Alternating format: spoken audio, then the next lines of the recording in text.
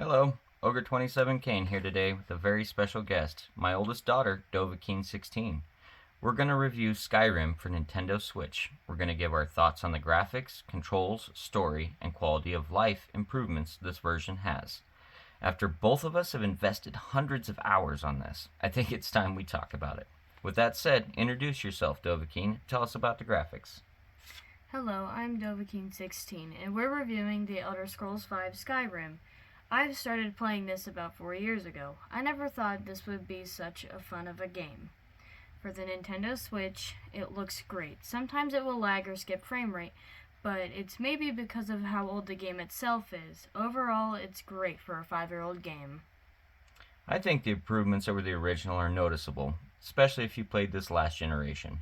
My first experience with this game was on the Xbox 360. It blew my mind how far Bethesda came in just a few short years between Oblivion and Skyrim. At the time, poor frame rate and constant graphical glitches became okay because of the vast improvements in visual quality. But now we see how small those steps actually were.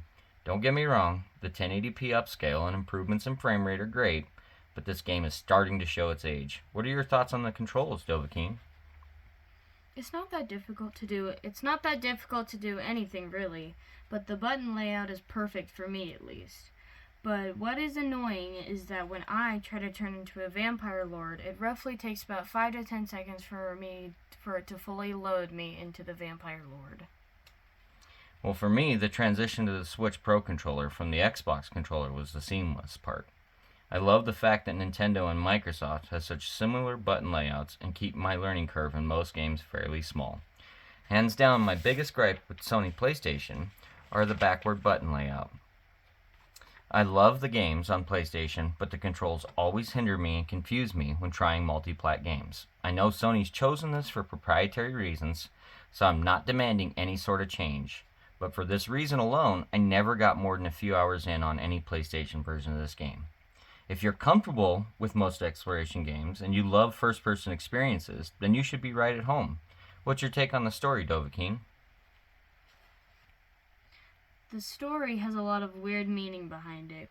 It's like you wake up in a carriage with Rayloff and he asks you, "Hey, are you awake?" And then you're with the Stormcloaks, but there's Ulfric sitting right next to you, and then you realize that you've been kidnapped by the Imperials taking you to Helgen. But the other cool thing is that there are so many side and main quests that there's literally always something to do. And yeah. Well, I thought the story was pretty basic, but it serves its purpose.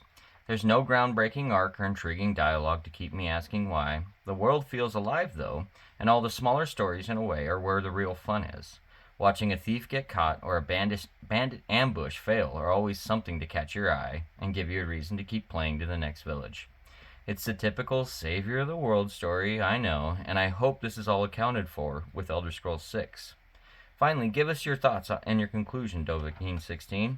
Are the quality of life improvements worth another $60? I really love this game, and I do recommend this game. It's definitely worth the $60. The quests never end, and there is always something to at least do to occupy yourself in Skyrim. Well, the last thoughts I want to leave are that as far as an adventure goes, it's hard to beat. The world is massive, the DLC is fun to find and use, and mostly the game is still playable in 2022. If you like our other videos, please subscribe, check out what's next. Thanks for watching and have a great day. Once again, I am Dovahkeen16. Thanks for watching, and please like and subscribe. Goodbye, have a great day. Ogre27 Kane, out.